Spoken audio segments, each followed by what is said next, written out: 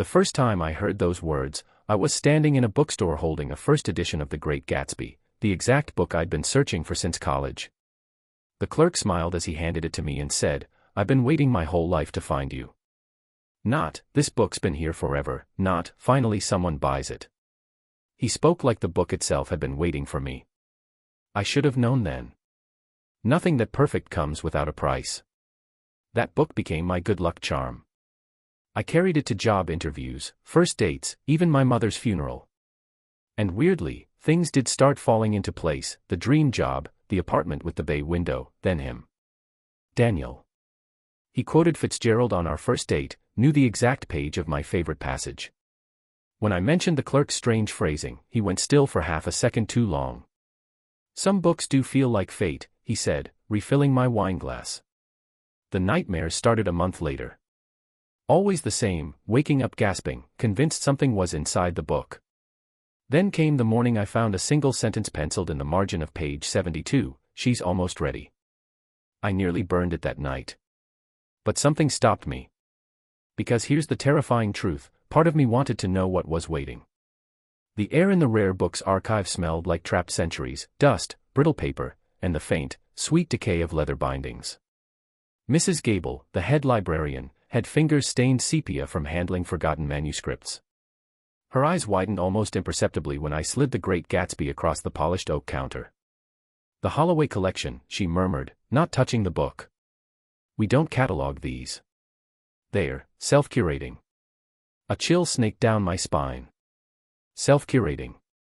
Like the book chose its readers. Who was Arthur Holloway? I asked, my voice too loud in the hushed room. She led me to a microfiche machine older than my father. The screen flickered to life, showing a Boston Globe article from 1972, "Local philanthropist vanishes, leaves estate to city." The photo showed a man with sharp cheekbones and hollow eyes, Arthur Holloway. Standing beside him, blurred at the edge of the frame, was a woman. Her face was turned away, but the curve of her neck, the slope of her shoulder, it was mine. Exactly mine. "The police found his study locked from the inside," Mrs. Gable whispered, her breath fogging the screen. "No body. Just annotations. In every book he owned. Pencil marks just like yours." She tapped the margin of my Gatsby where "She's almost ready" gleamed under the archival lamp. That night, Daniel cooked cocoa vin, my favorite, though I'd never told him. He hummed as he stirred the sauce, the scent of wine and thyme thick in the air. "Found something interesting today," I said, watching his back. "A man who collected books. Vanished 50 years ago. Looks familiar." His wooden spoon clattered against the pot. "Coincidences are ghosts with bad timing," he said too lightly. When he turned, his smile didn't reach his eyes. "Burn the book, Leah. Tonight." "Why?" "Because some stories are cages." I almost did it. Stood at 3 a.m. in my backyard, Gatsby doused in lighter fluid, match trembling in my hand. But then the wind shifted. And I smelled it, not smoke, but gardenias. Arthur Holloway's signature scent, according to the newspaper. The match died in my fingers. When I opened the book, a new sentence waited below the first. "He fears you'll remember." The next morning, I found Daniel in my study. He wasn't reading. Wasn't working. He was staring at the bookshelf, at the empty space where Gatsby belonged before I'd hidden it under my mattress. His expression was pure calculation. Cold. Hungry. Gone was the man who'd whispered Fitzgerald in my ear. "Where is it?" he asked, voice stripped of warmth. "Safe." He stepped closer. Too close. "You think this is a game? That he chose you?" His laugh scraped like sandpaper. "Holloway didn't vanish. He's still here. Trapped in the pattern. And you're stitching yourself right into it." He grabbed my wrist. His thumb pressed into my pulse point. "Give me the book." I wrenched free. "Or what?" For a heartbeat, his mask shattered. Raw panic flickered in his eyes. "Or you become the next page." He left then, slamming the door so hard a framed photo of my mother crashed to the floor. Glass shards glittered around her smiling face like diamonds. I didn't cry. Didn't scream. I pulled Gatsby from its hiding place. Flipped past page 72. Deep in the final chapter, buried in Nick Carraway's lament for lost dreams, another note pulsed in faint graphite. Find the others. They're waiting where the river bends. A river bend. There was only one in our city, Blackstone Point. Where Arthur Holloway's abandoned mansion stood, windows boarded, gardens choked with thorns. Waiting. As I drove there, rain slashing the windshield, a single thought looped: why does Daniel fear what I remember? Blackstone Point wasn't a place, it was a wound in the earth. Holloway's mansion hunched against the storm-lashed cliffs, its Gothic spires clawing at bruised clouds. The Charles River churned below, brown and furious, carving its serpentine bend around the property like a noose. Rain hammered my car roof, a frantic drumming that matched my pulse. I clutched Gatsby like a shield. The iron gates hung open, twisted and shrieking in the wind. Beyond them, the gardens were a graveyard of beauty, statues of weeping angels swallowed by ivy, rose bushes mutated into thorny beasts, stone paths cracked by roots thick as arteries. The air tasted of wet stone and something else, ozone, maybe. Like the calm before lightning strikes. The front door was oak, blackened by time and studded with rusted nails. It yielded with a groan that vibrated in my bones. Inside, the silence was absolute. Thick. Suffocating. Dust motes danced in the weak gray light filtering through boarded windows. The foyer soared 3 stories, dominated by a staircase that spiraled upwards into shadow. And everywhere, books. Not on shelves, but piled in leaning towers against walls, spilling from open crates, stacked on the floor like treacherous stepping stones. Thousands of them. A labyrinth of paper and ink. A cold draft snaked past my ankles. I followed it, my footsteps echoing in the cavernous space. It led me deeper into the house, down a corridor lined with portraits whose eyes seemed to track me. Faces blurred by age and neglect, yet all sharing the same sharp cheekbones, the same hollow intensity as Arthur Holloway's photo. Generations of collectors. Or something else. The draft strengthened, whispering from beneath a heavy, dark wood door at the corridor's end. This door felt different. Older. Its surface was intricately carved with interlocking circles and spirals, a pattern that made my head ache if I stared too long. It was locked. Not with a modern deadbolt, but with a heavy, tarnished brass mechanism shaped like an open book. Find the others. They're waiting where the river bends. I wasn't alone. The realization wasn't sudden, it seeped into me. A shift in the dust motes. A faint, synchronized breathing beneath the drumming rain. From the deeper shadows between book piles, figures emerged. Not ghosts, flesh and blood. 5 of them. 3 women, 2 men. All different ages, dressed in clothes spanning decades, but sharing the same unnerving stillness. Their eyes held the same hollow intensity as the portraits. And a flicker of recognition when they saw me. One woman, maybe in her 60s, wore a faded floral dress straight out of the 70s. Her gaze lingered on my neck, my jawline. She sees it too, I thought. The resemblance. Leah, the oldest man, spoke. His voice was dry parchment, and used for years. We wondered when you'd arrive. He stepped forward, his hand outstretched not towards me, but towards Gatsby. He's been waiting. We've all been waiting. Who's waiting? My voice sounded small, swallowed by the house. Arthur Holloway. Is he here?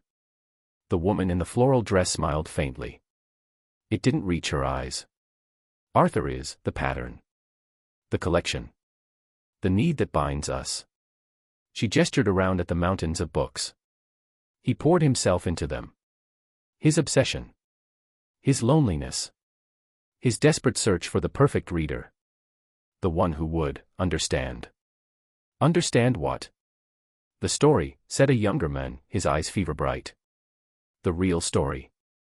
Not the words on the page. The story behind the page. The resonance.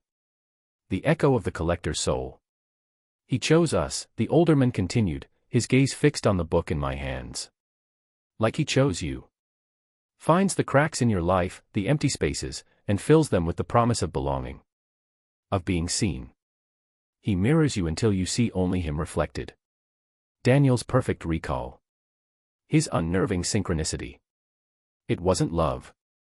It was research. Holloway's method, passed down. He makes you feel like the answer to a question you never dared ask. And then. I whispered, the cold from the locked door seeping into my bones. And then, the older woman said softly, her voice thick with sorrow, you become part of the collection. Not physically. Spiritually. Your yearning, your essence, it feeds the pattern. It strengthens him. You become annotated. She pointed a trembling finger at Gatsby. Your life becomes another margin note in his endless book. The implications crashed over me. Daniel wasn't just like Holloway. He was part of this. A custodian. A hunter. Feeding souls to a dead man's obsession. Why? The word was ripped from me. Why trap people like this? Because the pattern hungers, the fever-eyed young man hissed. It needs new voices, new pain, new longing to sustain itself. To keep Arthur's dream, his prison, alive. We are its keepers, and its prisoners. He looked towards the locked door. He's strongest there. In the heart. My gaze snapped back to the carved door. The cold draft intensified, carrying a faint scent now, not gardenias, but old paper, ink, and something metallic. Blood. He fears you'll remember. Remember what? My life felt intact, yet, were there gaps? Moments of déjà vu Daniel explained away. Childhood dreams I couldn't quite grasp. I need to see, I said, stepping towards the door. I need to understand. The keepers didn't stop me. They watched, silent sentinels, as I examined the brass lock. The open book shape. The keyhole was small, intricate. Instinctively, my fingers brushed the locket around my neck, my mother's, containing a tiny, faded photo of her. The cold metal felt alive against my skin. Click. A sound so soft, yet it echoed like a gunshot in the silence. Not from the lock. From the locket. I fumbled with the clasp. Inside, nestled beside the photo, wasn't just a curl of baby hair. There was a tiny, ornate brass key. Its shape mirrored the keyhole perfectly. My breath hitched. My mother never spoke of Holloway. She hated old books. But her eyes, in the photo, held a familiar hollow sadness. Had she been chosen too? Had she escaped? Was this her legacy, a key hidden in plain sight? Hands trembling, I slid the key into the lock. It turned with a smooth, oiled precision that felt wrong in this decaying place. The heavy mechanism within the door groaned, clunked, and fell silent. I pushed. The door swung inward on silent hinges, revealing not a room, but darkness. A darkness so thick and cold it felt solid. It swallowed the weak light from the corridor hole. And from within that impenetrable black, something stirred. Not a sound, but a presence. Vast. Ancient. Hungry. It wasn't Arthur Holloway. It was the thing Arthur Holloway had become, or perhaps the thing that had always worn him. The pattern. The collection given sentience. It reached out, not with hands, but with pure, chilling intent. A wave of crushing loneliness, of desperate, insatiable need washed over me. It whispered without words, a psychic assault of fragmented images, Holloway's face contorted in ecstasy as he wrote in a book bound in pale leather, Daniel kneeling before this door, eyes vacant, offering a shimmering strand of light, someone's essence, my own reflection in a dark window, but older, sadder, standing among the keepers. It wanted me. Not to kill me. To consume me. To add the unique frequency of my longing, my fear, my hope, to its eternal symphony of captured souls. To make me another keeper, guarding the door to its heart. I stumbled back, slamming the door shut with all my strength. The brass lock clicked home automatically. Leaning against the cold wood, gasping, I felt the pattern's furious denial vibrate through the oak. The keepers watched me, their expressions unreadable. Then, a new sound sliced through the heavy silence. Not the storm. Not the house. Tires crunching on gravel. Outside. I ran. Not deeper into the mansion, but back towards the foyer, towards the front door. I burst out into the lashing rain just as headlights cut through the gloom. Daniel's black SUV skidded to a halt in the ruined driveway, mud spraying. He didn't get out slowly. He exploded from the driver's seat, his face a mask of fury and terror. Rain plastered his hair to his forehead, streamed down his cheeks like tears. He stalked towards me, his eyes locked on Gatsby still clutched to my chest. "You stupid girl," he snarled, his voice raw. "Do you have any idea what you've done? What you've awakened?" He wasn't afraid for me. He was afraid of what I'd found. And he wasn't alone. Figures emerged from the SUV's back seat, men and women I didn't recognize, dressed in dark, practical clothing. Their eyes held the same cold calculation I'd seen in Daniel's when his mask slipped. Custodians.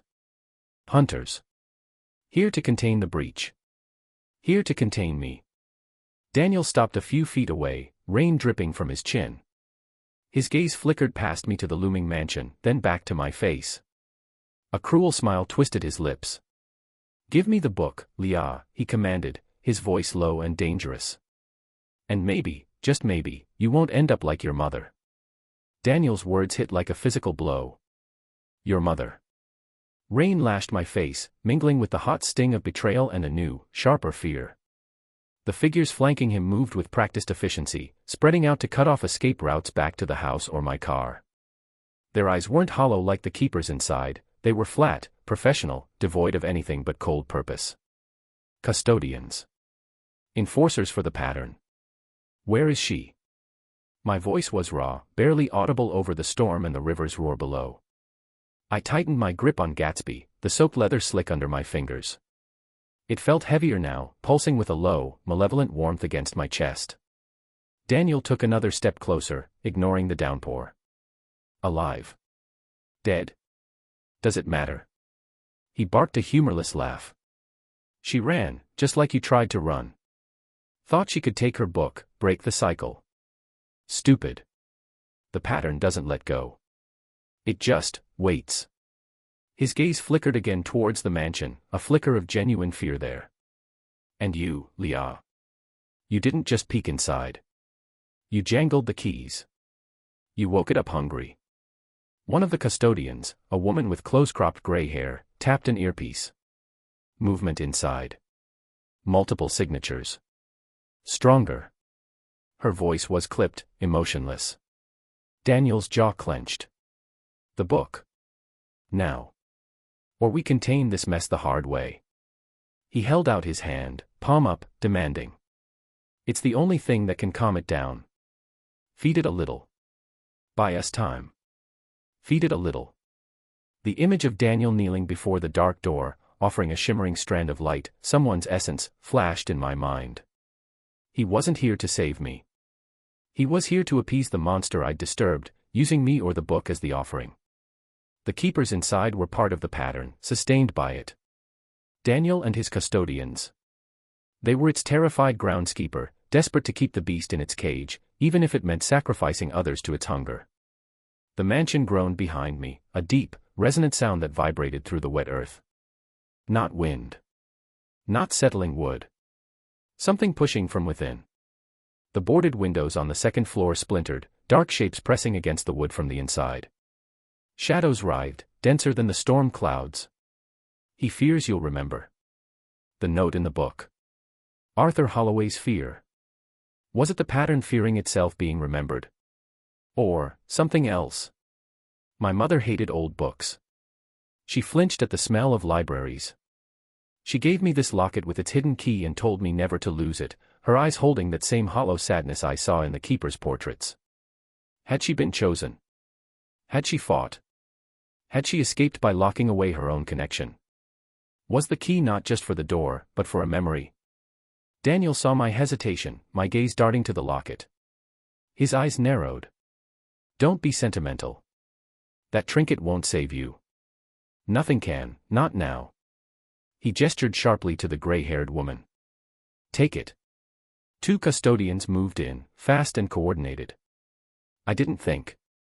Instinct, fueled by terror and a sudden, blazing fury at Daniel, at Holloway, at the thing in the house, at the years of being manipulated, took over. I didn't go for the book. I went for the locket. My fingers fumbled on the wet clasp, cold and stiff. She's almost ready. The first note. Ready for what? As the custodians lunged, the heavy front door of the mansion burst open with a sound like a gunshot. Not blown by wind. Thrown open. The keepers stood framed in the doorway, no longer passive observers. Their hollow eyes blazed with an eerie, unified light. The older men stepped forward, raising a hand not towards me, but towards the advancing custodians. The rain stopped. Not ceased. Froze. Millions of raindrops hung suspended in midair around the mansion grounds, glittering like shattered glass in the weak, storm-charged light. The custodians froze mid-stride, expressions locked in surprise. Daniel gasped, staggering back as if struck, his face draining of color. Only the river continued its relentless churn below, a reminder of time still flowing outside this impossible bubble. The older keeper's voice echoed, impossibly loud in the sudden, crystalline silence, yet devoid of emotion. She is claimed. The pattern wakes. Interference will not be tolerated. The frozen raindrops trembled. In that suspended moment, the pattern's presence surged from the open door, a wave of crushing need that dwarfed what I felt earlier. It wasn't just hunger for me anymore. It was awareness. Recognition. And a terrifying, ancient curiosity. It brushed against my mind, not with images this time, but with a single, profound question that echoed in the void where thoughts should be. Daughter. The word wasn't spoken. It was imprinted. A designation. A claim. It resonated with the key around my neck, with the locket, with the blood in my veins. My mother hadn't just escaped. She had been rejected. Or, had she been spared? Was I the one the pattern had been waiting for all along? The perfect reader. The inheritor. Arthur Holloway's daughter. The frozen tableau shattered. The raindrops fell all at once, a deafening roar. The custodians stumbled, disoriented. Daniel screamed, pure terror ripping from his throat, not at the keepers, but at the dark maw of the mansion doorway. No. She can't be. Holloway was alone. The gray-haired custodian, recovering faster, raised a device that crackled with blue energy. Target the anomaly. Suppression protocol. She barked at her team. The keepers moved with unnatural speed, flowing down the steps like smoke. Not to attack the custodians. To surround me. Their expressions were unreadable, but their stance was protective. Possessive. The patterns were made flesh. The older keeper looked down at me, his hollow eyes reflecting the churning storm clouds. The heart demands its air, he intoned. The door must open. The story must be written. He gestured towards the dark corridor leading deeper into the house, towards the locked room. He waits. Father waits. Daniel, scrambling back towards his SUV, shrieked, "Lia! Don't listen. It lies. It wears faces. It'll wear you." The pattern's presence swelled again, a wave of possessive warmth this time, washing over the cold dread. It promised belonging. Purpose. An end to the loneliness. It whispered of power, of knowledge locked within the heart of the collection, of a legacy only I could claim. It felt like home. A terrifying, consuming home. I stood at the precipice, soaked and shivering, caught between the custodians raising their crackling weapons, the impassive keepers forming a living barrier, Daniel's desperate screams, and the seductive, terrifying call of the thing in the dark that called me daughter. The key burned against my skin. The book felt like a living thing in my hands. I had a choice: run with Daniel into the unknown, hunted forever. Or step into the heart of the pattern and discover what terrible truth lay behind the door, and what it meant to be Holloway's heir. I turned my back on the rain, the guns, and Daniel's terror. I walked towards the open door of Blackstone Manor, the keepers parting silently before me. The darkness within didn't feel cold anymore. It felt expectant. The silence inside the mansion wasn't empty anymore. It hummed. A low, subsonic vibration that resonated in my teeth, my bones, the very marrow of me. The air, thick with dust and decay moments before, now felt charged, alive, and heavy with intent. It tasted like ozone and old parchment, sweet decay and something metallic, like blood on the tongue. The darkness beyond the threshold wasn't an absence of light, it was a presence, thick, velvety, and watchful. The keepers flanked me, their hollow eyes fixed ahead, moving as one entity. Their footsteps made no sound on the debris-littered floor. Behind us, the cacophony of the storm and Daniel's fading, desperate shouts were swallowed whole by the mansion's oppressive stillness. The heavy front door groaned shut on its own, sealing us in with the ancient hunger. We retraced the path to the carved door at the end of the shadowed corridor. It stood slightly ajar now, the darkness beyond pulsing faintly, like a bruise seen through skin. The cold draft had intensified, carrying whispers that weren't sound, but impressions directly into my mind. Lost. Found. Daughter. Mine. The older keeper stopped before the door. He didn't look at me. His voice, when he spoke, was the rasp of dry pages turning. The pattern hungers for its completion. The heir must enter. The story must be told. He gestured towards the dark maw. He waits. He. Arthur Holloway. Or what remained of him. Or what he had become. The pattern's core. Its architect and its first prisoner. Holding Gatsby tighter, feeling its unnatural warmth seep into my chilled hands, I stepped forward. The threshold felt like pushing through cold, viscous water. The darkness enveloped me instantly, utterly. Not blindness, but an immersion. It pressed against my skin, cool and strangely sentient. The hum intensified, vibrating through my entire being. Then, light. Not from a source, but emanating from the darkness itself. Faint, shifting patterns coalesced on the walls, the floor, the high ceiling, impossible geometries, spirals within spirals, fractal landscapes of ink black and deepest indigo. They writhed and reformed, telling stories too vast and alien to comprehend. This wasn't a room. It was the inside of a mind. The pattern's mind. And at its center, suspended in the shifting light, was a figure. Not a corpse. Not a ghost. More like a sculpture woven from shadows and strands of captured light. It vaguely resembled the man in the newspaper photo, Arthur Holloway's sharp cheekbones, the hollow intensity in the eyes. But it was insubstantial, constantly shifting. Threads of luminescence, like captured starlight or trapped emotions, pulsed within its form, connecting it to the swirling patterns on the walls. Tendrils of darkness snaked out from its base, anchoring it to the floor, feeding into the very foundations of the house. It was less a man and more a nexus. A focal point for the terrible longing that powered this place. Daughter. The word wasn't spoken. It bloomed inside my skull, thick with a possessive, aching tenderness that made my stomach clench. It carried images, a woman with my eyes, younger, laughing in sunlight, my mother. A locket, clutched in a trembling hand. A desperate flight through rain-slick streets. Then, a searing sense of loss, so profound it felt like a physical wound in the pattern itself. She fled. Took a fragment. My story. Unfinished. The pattern, Holloway, radiated sorrow, but beneath it lay a chilling, bottomless hunger. The hunger of the eternally incomplete. The keeper's words echoed, your life becomes another margin note. He hadn't just collected books, he'd collected lives, distilled their essences, their hopes, fears, loves, and despairs, into fuel. Into annotations for his own monstrous, never-ending story. My mother hadn't been rejected. She'd been stolen from. She'd ripped herself free, taking a piece of the pattern's potential, me, with her. The key wasn't just for the door, it was a fragment of the pattern's own power, hidden away. You carry the missing chapter. Holloway's shadow form seemed to lean towards me, the light threads within him flaring brighter. Return it. Belong. Be whole. The seduction was immense. It promised an end to the gnawing loneliness I'd carried since childhood, the feeling of being an outsider looking in. It offered purpose, power, a legacy. To be the center of this vast, intricate, terrible tapestry. To be seen, finally, as the essential piece.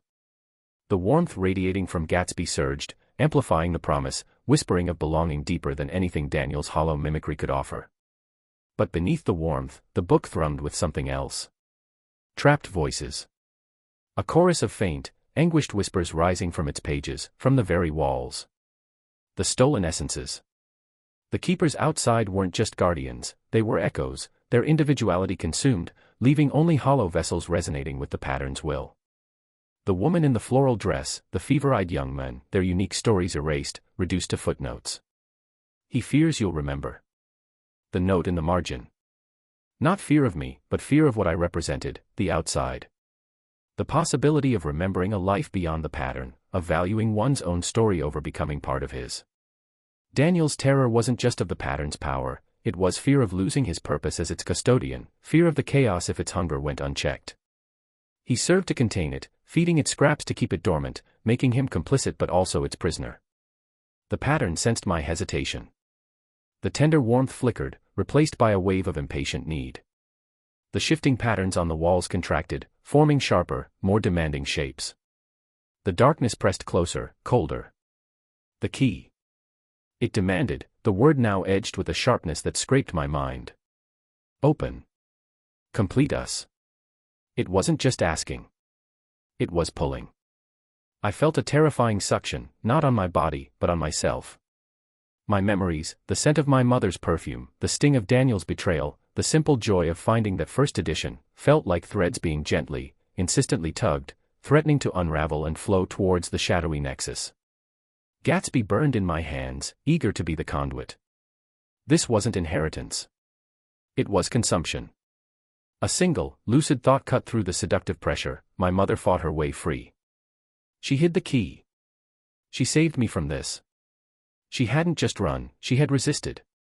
She chose the messy, painful uncertainty of the outside world over the terrible, static wholeness of the pattern. She chose my story over Holloway's. The resolve crystallized, cold and sharp. I wouldn't be another annotation. I wouldn't let my mother's sacrifice be for nothing. I clutched the locket, the tiny key biting into my palm through the metal. No, I whispered. The word was swallowed by the humming darkness, yet the pattern recoiled as if struck. The shifting pattern stuttered. The shadowy figure of Holloway wavered. Daughter. The word was a lash now, full of wounded fury and desperate need. You are mine. The story demands it. The pressure intensified. The whispers in the walls became screams. The darkness lunged, not physically, but psychically, a tidal wave of possessive will threatening to drown my identity, to erase Leah and replace her with the air. I didn't reach for the door. I didn't try to run deeper into the heart.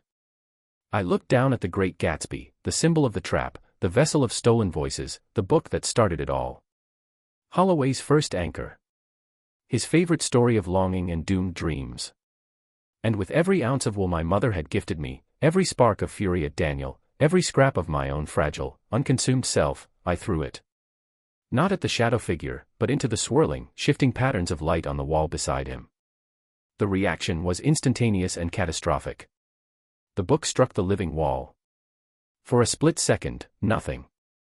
Then, the captured light threads connected to Holloway screamed. The intricate patterns convulsed like wounded things.